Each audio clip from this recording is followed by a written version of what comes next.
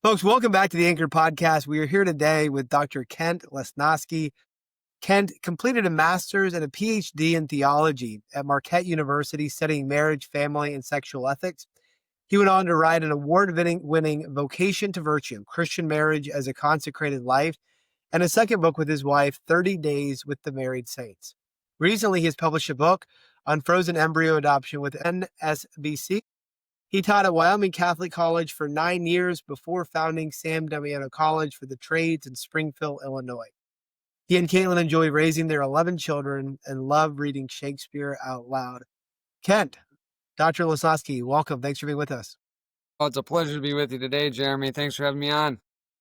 I'm a huge fan of what you're doing. I just learned this past week at the Scent event at Notre Dame, all about San Damiano College for the Trades. We had met years ago, of course, at Wyoming Catholic College. I'm so excited about what you have founded, and it has absolutely taken off. So we will get into it. We will talk San Damiano and this new college. But before we get into that, I'd love to just learn a little bit more about you. What was your background, your journey into academia, Wyoming Catholic? What was school like for you growing up? Did you go to Christian school, Catholic school, public school? What was that like? Well, I'm one of those classic K through 12 Catholic schoolers, and for me though, it was not the place where I learned necessarily to love the Lord and really be his truest disciple. I remember a day in fourth grade when we were talking about something in bioethics and the teacher said, well, if God didn't want us to figure that out, he wouldn't have given us the brains to do it, and I was just thinking that doesn't smell right to me, so so I think I had an interest in moral theological questions even from a very early age in Catholic life. So I pursued that in through college, and initially, I was interested in medicine, but ultimately, as I discerned with my now wife, that what I really loved was teaching, and especially teaching in theology. So I went on to study marriage and family, and we were part of the renewal of Catholic marriage and family around marriage prep for a number of years in our marriage. We did a lot of ministry there, and have worked together to restore different ways of preparing folks for marriage through mentorship models instead of just like a retreat model and things like that. So I spent 10 years doing that. But as we had kids and as those kids grew up, that's kind of how we got involved with the renewal of Catholic education, right? So, we started thinking about, well, should we homeschool? And if we do, how? And what do we teach them? And so we ran into interesting people like John Sr. Well, maybe, we ran into his work if we didn't actually meet him. So started reading about the recovery of classical Catholic education, and moreover, just richness of Catholic tradition, because it was something that I hadn't received growing up. I received the 70s, 80s, and 90s patrimony of It's a rough time. yeah, he will raise you up on eagle's wings, and peace is flowing like a river. All of these things. And when I discovered the riches of the Catholic liturgical and educational tradition, I kind of felt like there was something that had been stolen from me, and I wanted a chance to get it back. So that brings us to Wyoming Catholic College, which is, God brought me out there to really receive and learn the higher ed model in the classical tradition and be a part of teaching it and doing administration there, and also in student life and accreditation and all the things that go into, well, starting a school. So basically, yeah, the move into educating our own kids and me teaching as a professor showed me and my wife the need for renewal in Catholic higher education. And so we kind of dove into that whole hog with Wyoming Catholic. And then when Bishop Paprocki got in touch with me here in Springfield, invited me to discern this project with him, I couldn't have been more excited to get involved. Amazing. And of course, we have good friends at Wyoming Catholic. Kevin Roberts, very instrumental in the CLT story. Big fans of President Washut on our board at CLT.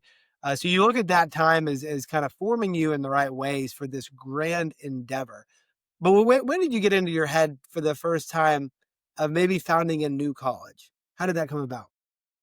Oh, that was actually 13 years ago. I was at Quincy University in Western Illinois, and I just thought, and again, this was right as I was learning about John Senior and his integrated humanities program.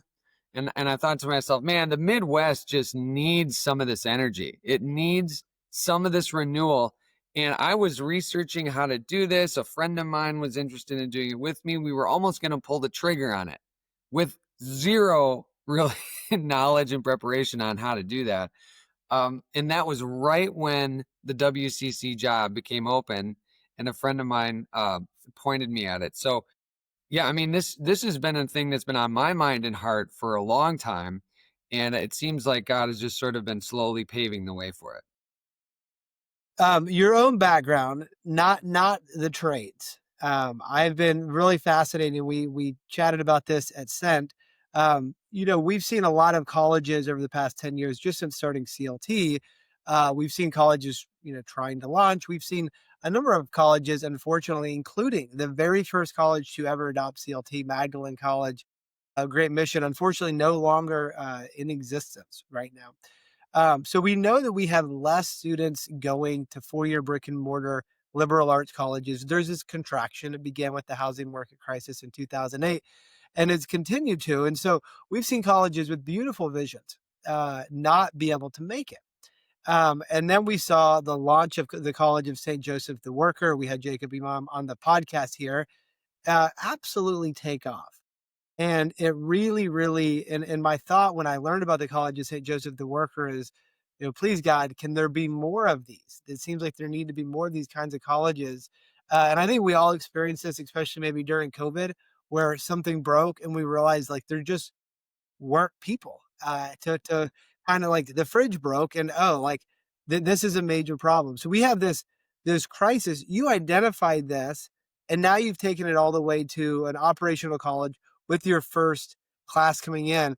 But how did you begin to make this connection between the life of the mind and the work of our hands and thinking through the trades like this?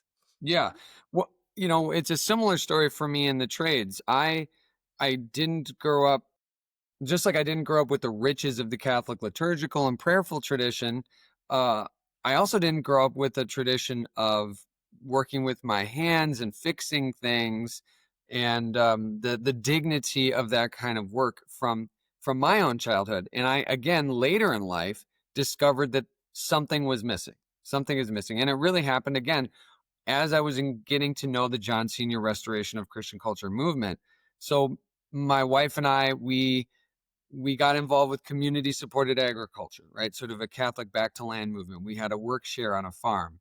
We farmed an acre of land ourselves, a summer just to see what it was like. We started doing more building projects on our own homes and things like that. Because again, I felt like there was something in my life that was important that I had not been given, and I wanted to recover that as part of my journey as as a Christian disciple, recovering Catholic culture. And it's something I wanted to give my kids. So that was happening in the background. In the foreground, I knew from an intellectual standpoint, look, whatever college we start has to be focused on the great books, has to be focused on a poetic mode of getting people to like discover wonder, right? And then deepen in their wisdom. But then over the years, I started seeing like, hey, wait a minute, um, the recovering work is the other side of this question, and bringing it all back together, because we have this dichotomy of, well, you're either a thinker or you're a doer, right? Mhm. Or we have this dichotomy of, well, there's white collar jobs which are intellectually satisfying, or there's these blue collar jobs where you just do something physical, and that dichotomy doesn't work. I Mm. mean, people are seeing they're running away from white collar jobs because they actually aren't satisfying intellectually, right? So there's so much going on there that it just seemed like this is the perfect time to, as you're saying, culturally, economically, to start something that's going to marry the life of the mind with the life of the tradition of the trades. So this understanding is why, I mean, I was thinking during our conversation at Cent at Notre Dame of there's something very Benedictine about this, something rooted very deeply in the Christian tradition of that we have this human need I remember for a long time I taught, but I also had a landscaping company, and teaching was rewarding in a certain kind of way, but landscaping was rewarding in a very different kind of way, and in some ways more satisfying. I love to be tired and done and look back at what I had done and say, "Man, this space was ugly and now it's beautiful." Something so rewarding about that. Yeah, and that's just a truth of human nature, and we're living that out here, because the students, right? They start in the morning with mass, so they start with the highest of all things, and then they get into the intellect, right? They take a theology course and a humanities course. Right now, they're reading the Iliad, and then they do lunch. Right after lunch, boom, they hit the shop, right? And they're building roof sections and learning about how to do low slope roofing, or they're building a mock-up of an interior kitchen and bathroom, and then they're going to figure out electrical and plumbing and building onto that. We built just a chest of drawers for all of their bedrooms, so they have the spirit, mind, and the body all integrated. It's a whole life, right? We're men and women nowadays who live with only half of our lives. It's like going to the gym and only lifting weights with your right arm, right? It's just not going to work out to anything worthwhile. I went to the breakout session on AI at Cent, and it was incredible, with the panelists, John Johnson and others there speaking about the future of work. And even though the panelists disagreed on a number of things, they had this general consensus that 70% ish of current jobs could not exist in 5 or 10 years. And as you're thinking through specifically launching a trade school and how AI is going to impact the future of work, specifically in the trades, none of us know the future. But what are you thinking about there? Yeah, I think that obviously something like plumbing, HVAC, carpentry is a more durable in the face of AI than many other jobs, right? It's going to be a while before there are robots with enough dexterity to actually replace a plumber who comes into your house and crawls through the attic and fixes things. Maybe it's not going to be always right. Maybe there will eventually be robots that can do it, but that's a ways off. So on the one hand, they're durable in that sense. um, on the other hand, AI is going to make its way into the trades, right? But whether or not we like it, because folks are going to eventually. My thought upon this is that there are only so many years before the masters in the trades who would do apprenticeships are leaving, right? So within the next 10 years, half of all people who work in the trades will probably retire. So the question is going to become, what does an apprenticeship model of learning look like 10 years from now? Do we have enough people who are master level to actually train apprentices coming up? I pray we do.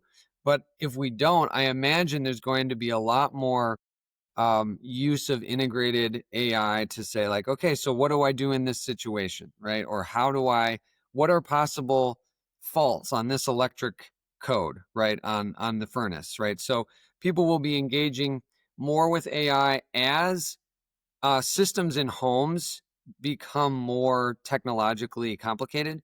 So HVAC and electrical right now, I mean, you're talking about integrating with a lot of sensors and things that it's not the same manual skills that we're used to thinking of. A lot of it is starting to look a little bit more like the car mechanic zone, which is really a technician, right? An electronics technician in the car world. You're dealing with so many sensors that it's almost an electronics technician. So I think we're going to see that kind of trying to saturate into the trades world more and more as AI gets more, I guess, integrated into the way our homes work. We're going to see more of that integrated into the way the tradesmen have to work. I think another place you might see AI is in the design. Let's say a carpenter comes in and he shoots his laser thing around your space that you want to remodel, and then he can immediately pull up like 10 different ways that it could look, right, using AI. So in some way that will help the design process, but in another way, it will sort of dehumanize it and take away the human creativity. So it's always one of these ambivalent things. As I was thinking about our conversation, I married my father-in-law is a builder. He's really the kind of guy who could take an acre of woods and turn it into a beautiful house in a month, like full plumbing, Wow. lighting, every aspect. I mean, he's incredibly gifted. And just a few months ago, my youngest son flushed my next oldest son's favorite toy down the toilet, and it went all the way into the basement. We couldn't get a snake long enough, and it was the job was several hours in trying to fix it. It caused so many other problems, including plumbing. But one of the things I realized was how crucial it was, and for my kids to see that he was patient during this very, very frustrating situation. Like what was actually called for was knowledge and virtue, Hmm. which is exactly what you're aiming to develop in San Damiano. Yeah, that I think that's exactly the key, right? That how to do a thing, even if you have AI telling you how to do it, or you have a master telling you how to do it, that knowledge about the thing, even if it's the level of what Aristotle would call craftsmanship, right? Which is the knowledge of how to bring about something that's made by man, it's actually incomplete unless you have the cardinal virtues, right? Non-functional unless you have the courage to withstand, right, the sufferings that it takes to bring about building something good or fixing something, which is often more challenging than building something when we really get down to it. And the prudence to understand what's the best way of doing it.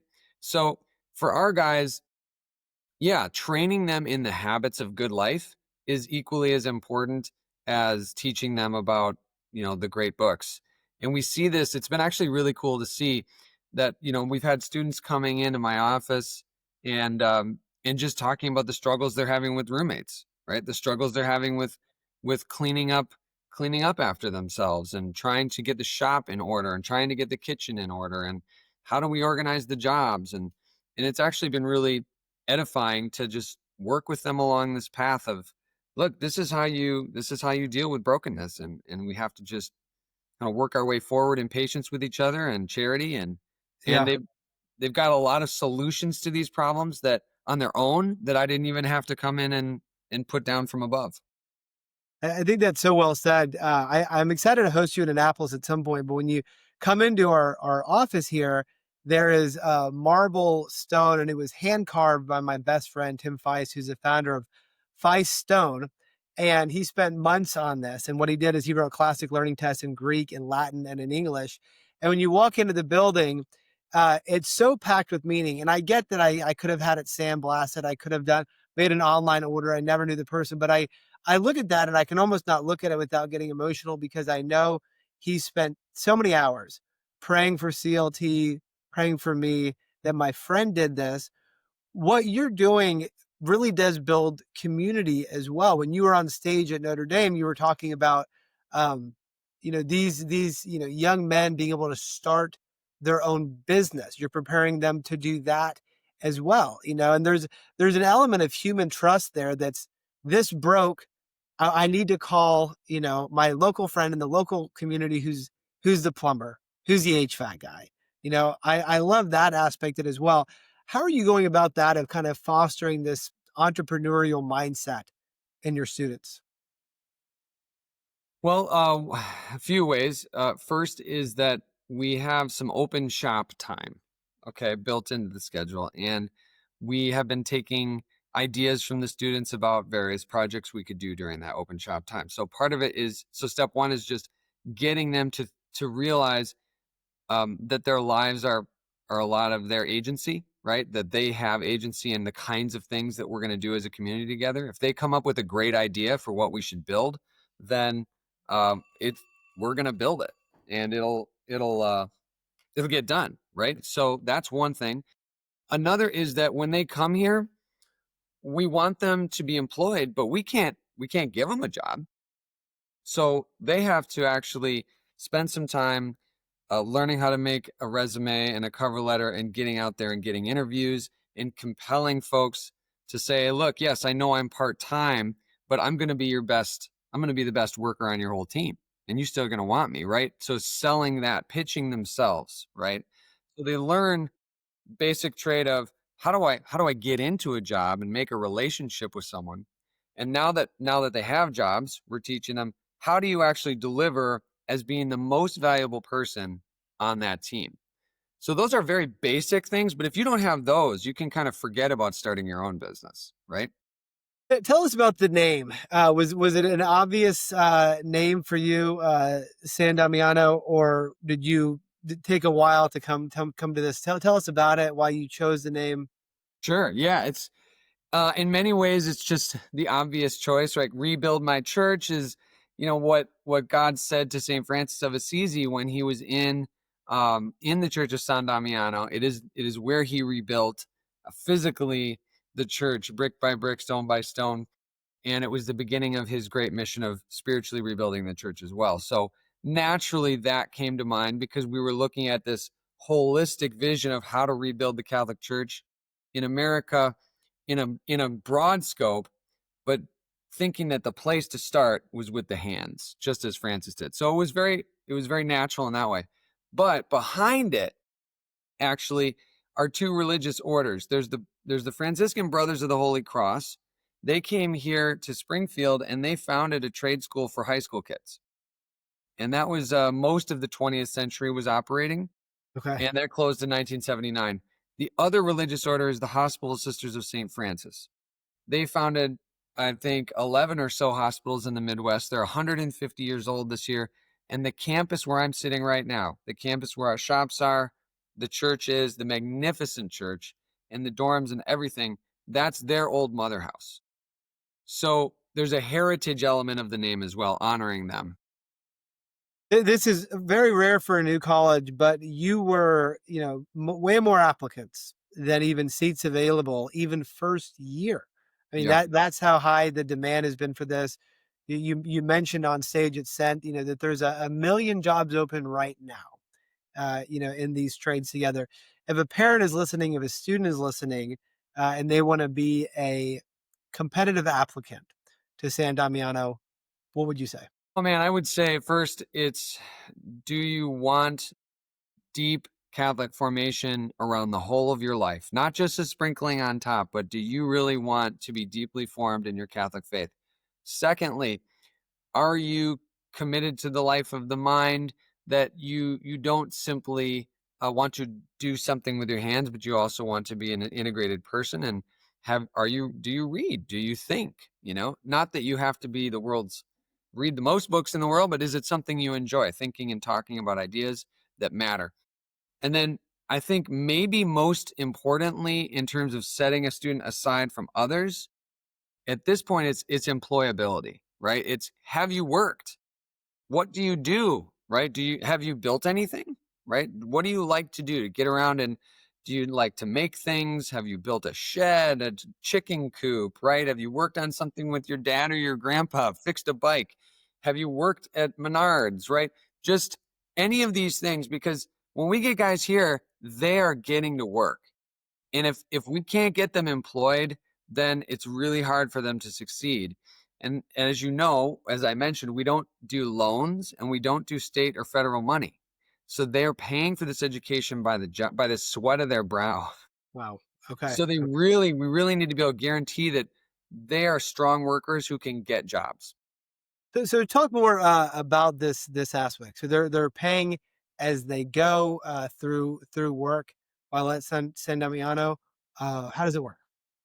Yeah. So initially, we have a 2-week orientation where we're introducing them to the life of the college, to what does it mean to be safe in building, what is theology and restorational culture all about.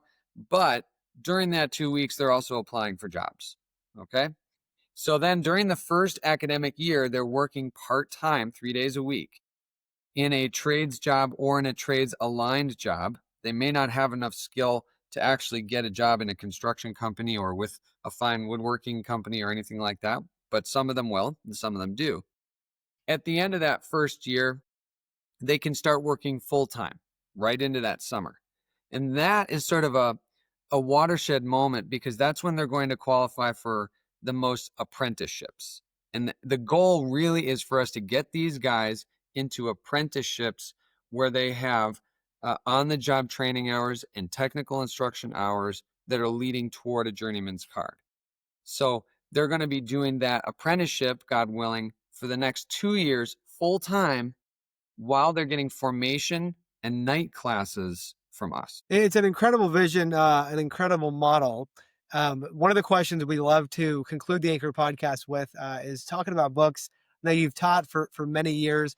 I'm interested though in the one book that you would say has been the most formative for you, maybe one that you reread every year or so. Wow. Oh man. My favorite book to teach is the book of Genesis.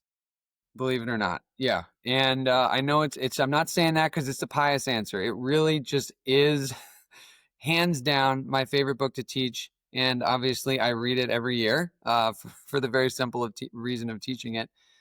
And the reason is for me that it strikes me that when students take it on its own terms as a piece of beautiful, divinely inspired literature, it opens up for them in ways they totally never imagined. I mean, they grew up hearing the creation story from their cradles and when they're toddlers sitting on their parents' knees, right? All the way up to when they're 18. But I could tell you this, on day one of class, when we sit down and I say, hey, all right, Mr. So-and-so, tell me what God did on the first 6 days of creation. It's crickets. It's crickets, right? They can maybe tell me a couple things, but there's no way they can tell me all six.